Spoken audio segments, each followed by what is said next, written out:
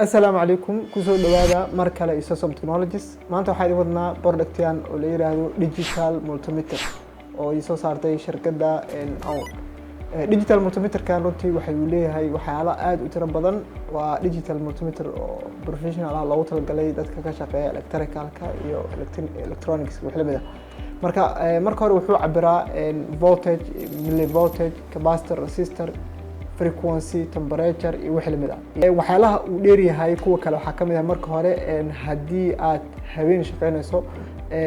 wuxuu leeyahay meeshan badhan yar ku leeyahay badhankaas oo ka caawinayo inaad nal ka shidato oo aad aragto markaas waxa cabirayso sidoo kale waxyaalaha uu leeyahay waxa kamid ah bluetooth connection kan wuxuu ka caawinayaa inaad kula xirato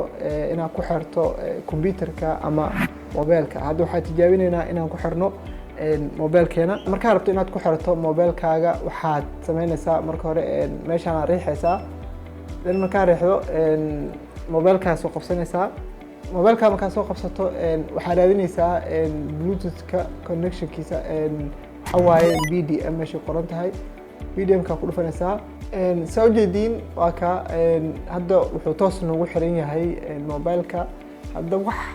cabir ma sameynayno laakiin maadaama digital multimeter uu shaqeynayo just isla shaqeynayaan mobilka iyo digital multimeter-ka marka hadda marka geenayno example millivoltage amal almost wuxuu la soconaa shaashada waxa ku qoran markaas cabirka markaas cabirayso sidoo kalena waxa ka arkaysaa mobilka computerkana waa kula xiriir kartaa waxa ka heli kartaa shirkadda Samsung Technologies waxaad nagu soo xiriir kartaa nambarka shaashada ka muuqda.